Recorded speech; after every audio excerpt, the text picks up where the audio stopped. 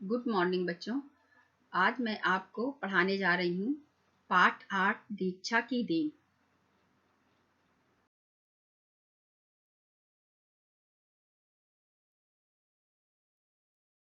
बच्चों, मैं आपको दीक्षा की देन रिपोर्टाज का पहले सारांश बता देती हूँ कि सारांश रूप में इसमें इस पाठ में कहा क्या गया है। ठीक है, तो इस पाठ में दीक्षा और वरुण बंगलुरु में लॉ कॉलेज में पढ़ाई करते थे। किसकी? एलएलबी की पढ़ाई करते थे, यानी वकालत की पढ़ाई करते थे, वकील बनने के लिए। ठीक है, तो वो लोग कहाँ जा रहे थे? बंगलुरु की सड़क पर जा रहे थे। दोनों जा रहे थे। उन्होंने देखा कि वहाँ से एक 5 साल का बालक नंगे पांव स्कूल के लिए उछलता कूदता चला जा रहा है, और उस समय गर्मी का मौसम था। सड़क जो है बहुत तेज तप रही थी, और उन दोनों को इतनी गर्मी में चलना असहनीय हो रहा था। तो उन्होंने उस बालक को देखा चलते हुए, तो उन्हें आश्चर्य हुआ। वो दोनों उसके पीछे पीछे चल दिए कि देखें ये बालक कहाँ जाता है, बच्चा कहाँ जाता है। जब वो वहाँ गए, उसके स्कूल गए, तो देखा कि वो स्कूल में जा रहा है। वहाँ देखा जाके तो उनके आश्चर्य का ठिकाना ना रहा, क्योंकि वहाँ जितने भी बच्चे थे सभी नंगे पैर थे, और किसी के पैर में जूते या चप्पल नहीं थे। तो उन्होंने वहाँ के जो हेड मास्टर थे, जो स्कूल के प्रिंसिपल थे, उनसे जो है क्या नाम पता किया कि आखिर मतलब ये सारे बच्चों के पैर में जूते या चप्पल क्यों नहीं है।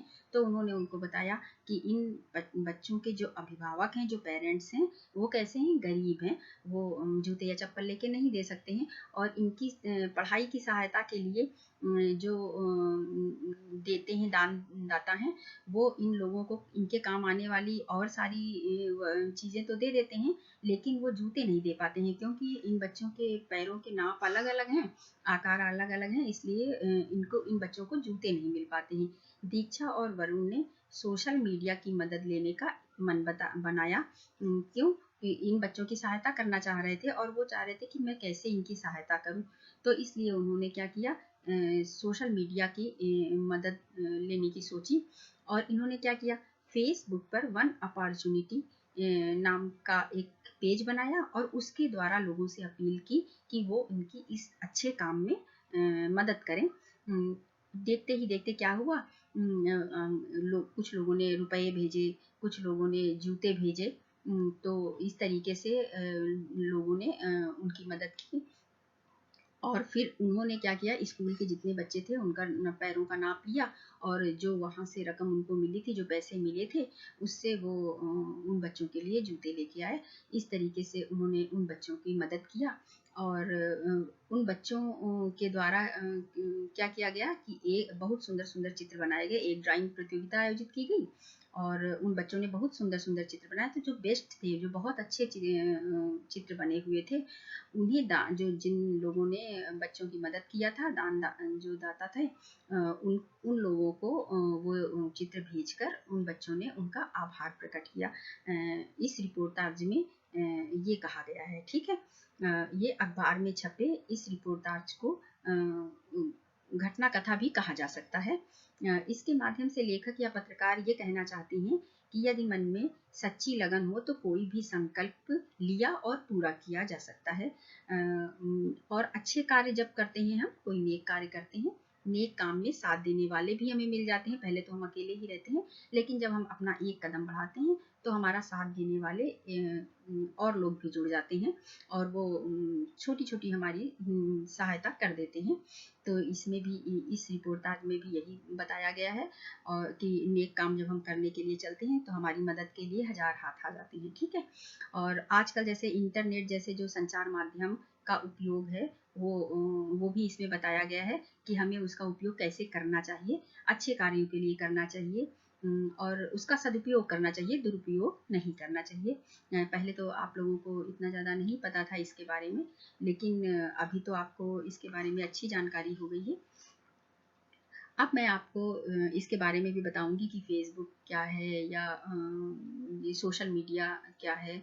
ये सब वैसे आप में से बहुत से बच्चों को अभी ये पता चल गया होगा, क्योंकि अभी इस समय ज़्यादा यूज़ किया जाता है, और आप लोग भी जैसे ऑनलाइन पढ़ाई करते हैं, तो इसकी वजह से भी आप लोगों को भी मोबाइल मिल जाते हैं। वैसे आप अभी बहुत छोटे हैं, इसलिए शायद आपको ना पता हो, तो मैं आपको बताऊंगी। अब देखिए, इस पाठ को मैं पढ़ाने जा रही हूँ। तो इसमें कहा क्या गया है वो मैं आपको बताती हूँ। जहाँ जहाँ मैं पढ़ती जा रही हूँ वहाँ आप उंगली रखते जाइए, जिससे आपको पढ़ना आएगा, ठीक है। तो ऊपर देखिए लिखा हुआ है एट, एट बना है ना, इसका मतलब है ये आपका पाठ 8 है, दीक्षा की देन। आप जानते ही हैं इस देश में ऐसे लाखों बच्चे हैं जिनके पास जरूरत की चीजें तक नहीं है। इस देश में बहुत से बच्चे ऐसे हैं जो कैसे हैं, गरीब हैं। वे कठिन स्थितियों में जीवन बिताते हैं, वो किसी भी तरीके से यानी बहुत कठिन स्थितियों में जीवन बिताते हैं। जैसे अभी कोरोना का ही समय चल रहा था, तो इसमें भी बहुत से लोग अपने अपने घर जा रहे थे जो बाहर कमाने के लिए जाते हैं। तो इन स्थितियों के कारण भी बहुत से लोग देखिए गरीब हो गए और उनके पास भी खाने के लिए नहीं था। तो क्या हो जाता है इसमें कि कठिन स्थितियाँ इसी तरीके से आ जाती हैं, और जब अभिभावक गरीब होते हैं तो बच्चों को वो कैसे खाना ही दे पाते हैं और पढ़ाई का पूरी सुविधा नहीं दे पाते हैं जितनी वो देना चाहते हैं। तो यहाँ पे क्या कहा गया है, वे कठिन स्थितियों में जीवन बिताते हैं, गर्मी हो या सर्दी उन्हें नंगे पांव ही स्कूल जाना पड़ता है।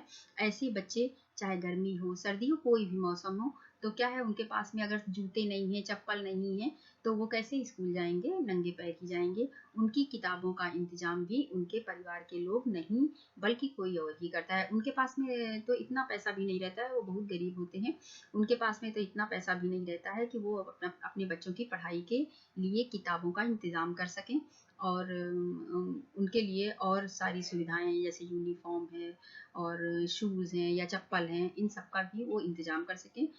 इन सब का इंतजाम भी कोई दूसरे लोग करते हैं जो अच्छे कार्यों में लोगों की मदद करना चाहते हैं, गरीबों की हेल्प करना चाहते हैं, सहायता करना चाहते हैं। वो लोग इनकी जो है वो लोग इनकी मदद करते हैं। अब देखिए नीचे पाठ प्रवेश। दीक्षा और उसका साथी अपने कॉलेज जा रहे थे। गर्मी का मौसम था, जमीन बुरी तरह तप रही थी। ये मैंने आपको अभी जैसे सारांश में थोड़ा सा बताया था ना कि दीक्षा और उसका साथी जो था वरुण, वो दोनों कॉलेज जा रहे थे। गर्मी का मौसम था। अब गर्मी के मौसम में तो देखिए धूप इतनी ज्यादा तेज होती है कि सड़कें भी तप रही होती हैं, जमीन बुरी तरह तप रही थी। उन्होंने देखा कि एक बच्चा नंगे पांव स्कूल जा रहा है। उन्होंने देखा एक 5 वर्ष का बालक है जो कि उछलता कूदता स्कूल जा रहा है, ठीक है। वे दोनों उसके पीछे पीछे स्कूल तक गए, वे दोनों उसके पीछे पीछे स्कूल पहुंच गए। वहां पहुंचने पर पता लगा कि उस स्कूल में तो सैकड़ों बच्चे ऐसे हैं जिनके पास जूते नहीं हैं। जब वहां पे उन्होंने देखा तो जो बच्चे वहां पर थे उनमें से कोई भी बच्चा ना तो जूता पहने हुए था और ना चप्पल पहने हुए थे, सभी नंगे पांव थे। तब दीक्षा और उसके साथी ने जो काम कर दिखाया उसकी तो जितनी प्रशंसा की जाए उतनी ही कम है।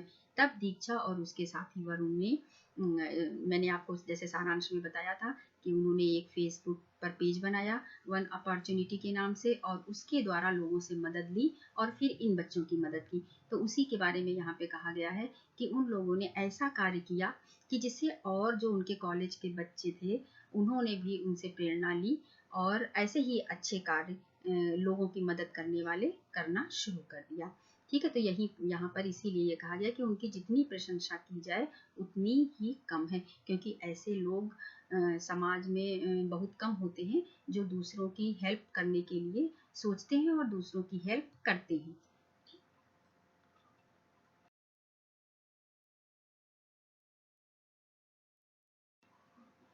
अब आगे देखिए, लखनऊ की दीक्षा जेटली बंगलुरु में एलएलबी कर रही थी। तो जैसे मैंने आपको बताया कि दीक्षा जेटली कहाँ की रहने वाली थी, लखनऊ की, और वो कहाँ से कर रही थी, बंगलुरु से कर रही थी। क्या कर रही थी, एलएलबी की पढ़ाई कर रही थी।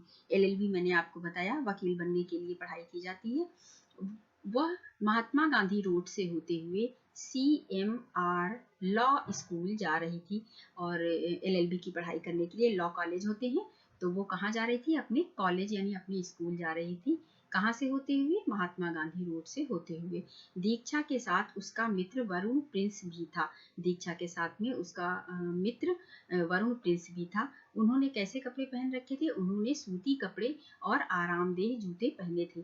फिर भी चलना मुश्किल हो रहा था क्योंकि गर्मी बहुत पड़ रही थी उस समय, और उन्होंने आरामदेह जूते पहने थे और सूती कपड़े पहने हुए थे, फिर भी उन्हें चलना मुश्किल हो रहा था। सूती कपड़े कौन से होते हैं, जो कपास से बने कपड़े होते हैं उन्हें सूती कपड़े कहते हैं, जो सुविधाजनक होते हैं, आरामदायक होते हैं, गर्मी में बहुत आराम पहुंचाते हैं। ऐसे कपड़े उन लोगों ने पहन रखे थे। उस दोपहर मौसम भी बदतर होता जा रहा था। उस दोपहर में मौसम बहुत ही ज़्यादा गर्म होता जा रहा था। तभी उन्होंने देखा कि 5 साल का एक बच्चा नंगे पांव फुटपाथ पर लगे पत्थरों पर उछलते हुए चला जा रहा है। तभी उन्होंने क्या देखा कि एक छोटा सा बच्चा नंगे पांव फुटपाथ पर उछलता कूदता चला जा रहा है। उसके चेहरे पर परेशानी का कोई लक्षण नहीं था। उसके चेहरे से कोई भी परेशानी का चिन्ह दिखाई नहीं दे रहा था। उसके अंदर कोई लक्षण ऐसा नहीं दिखाई दे रहा था कि उसके पास जूते नहीं है, चप्पल नहीं है, तो वो नंगे पैर जा रहा है और जो फुटपाथ है वो तप रहा है, ऐसा कुछ नहीं लग रहा था। वो बच्चा अपने उछलते कूदते चला जा रहा था।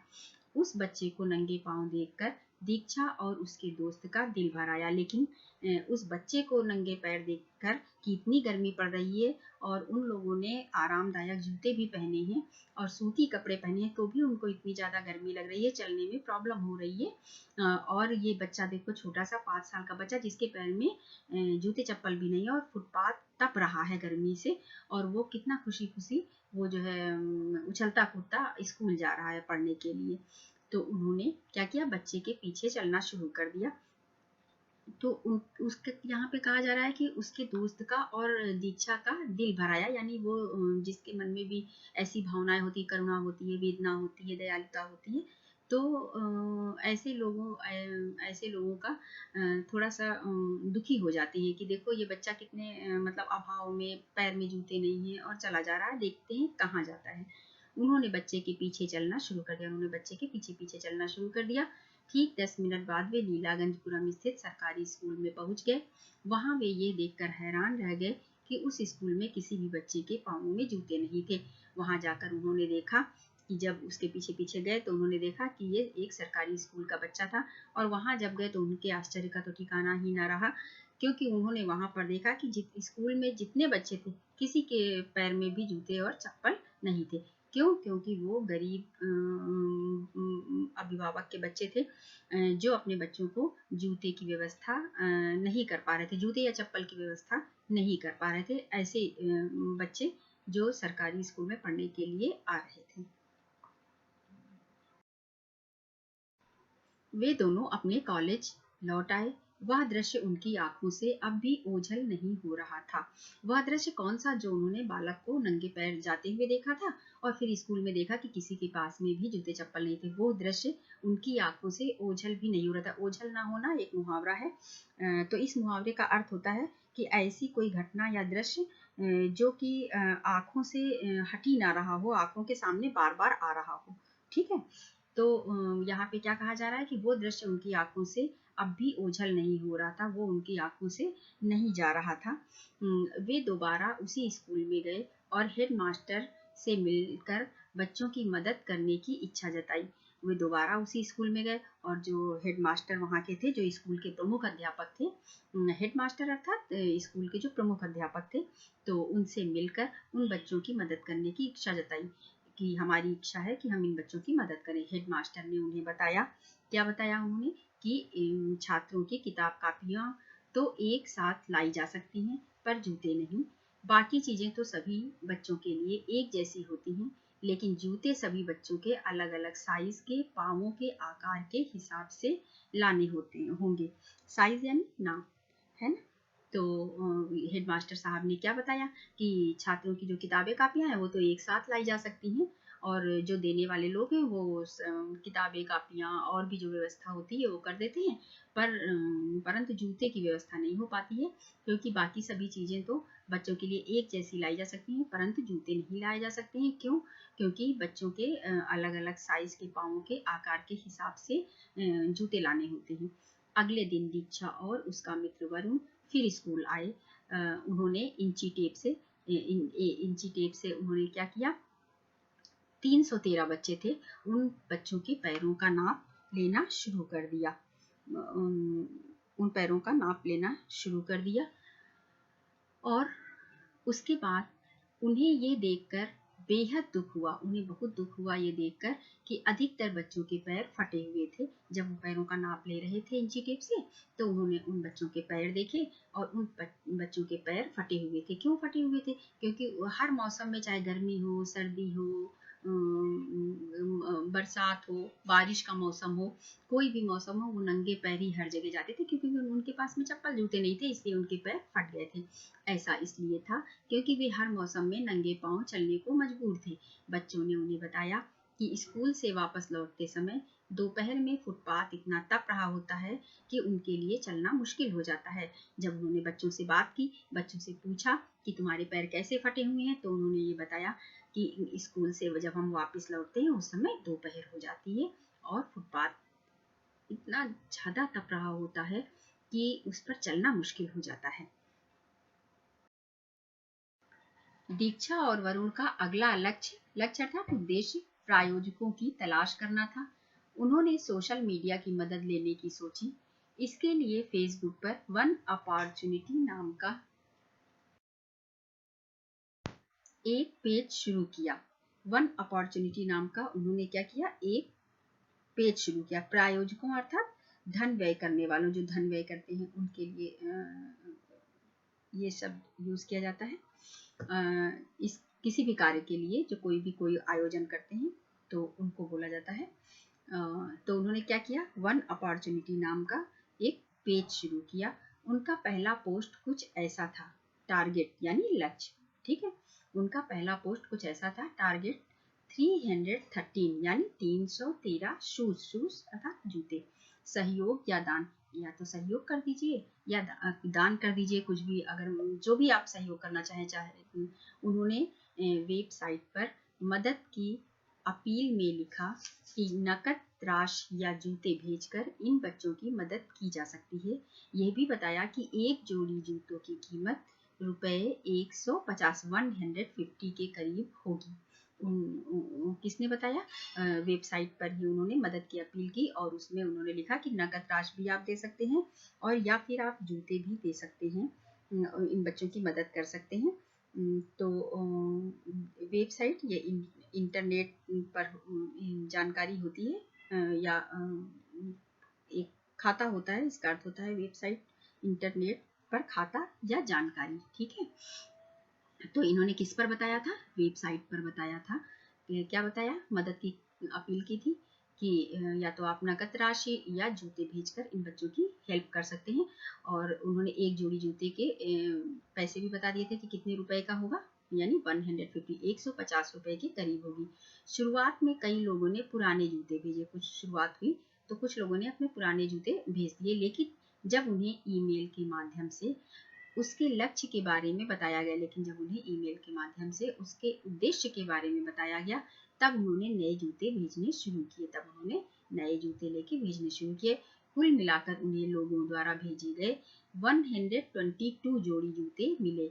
उन्हें कितने जूते मिले, 122 जोड़ी जूते मिले।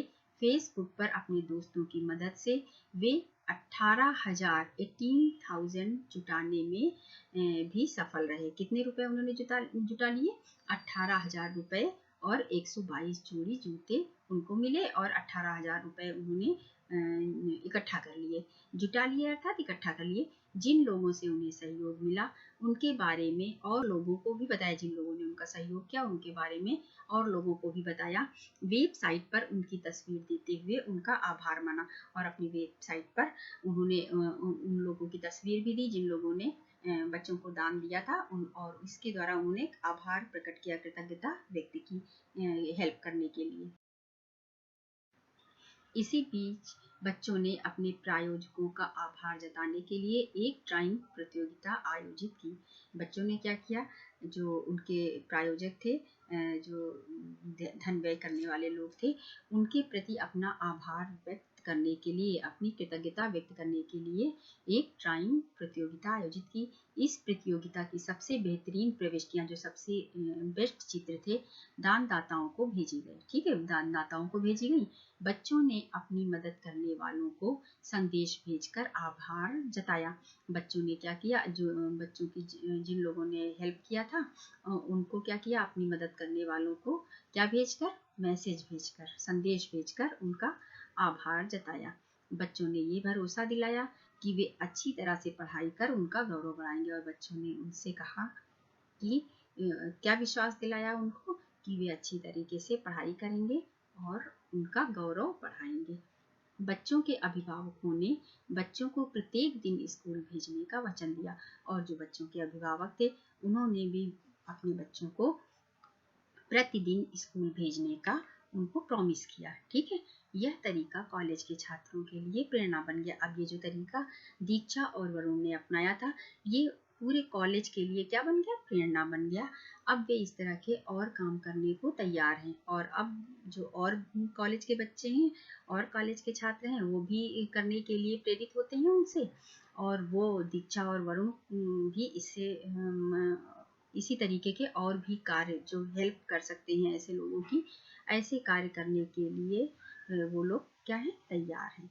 तो ये जो है दैनिक भास्कर पेपर है, अखबार है, उसमें जो है एन रघुरामन नाम के पत्रकार या लेखक होंगे जिन्होंने ये लेख लिखा था, और इसको जो है प्रकाशित हुआ होगा अखबार में दैनिक भास्कर में। यहाँ पे दैनिक भास्कर से ही लिखा गया है, तो ये उन्होंने लिखा है। इस पाठ का नाम मैंने आपको बताया कि क्या है, दीक्षा की देन।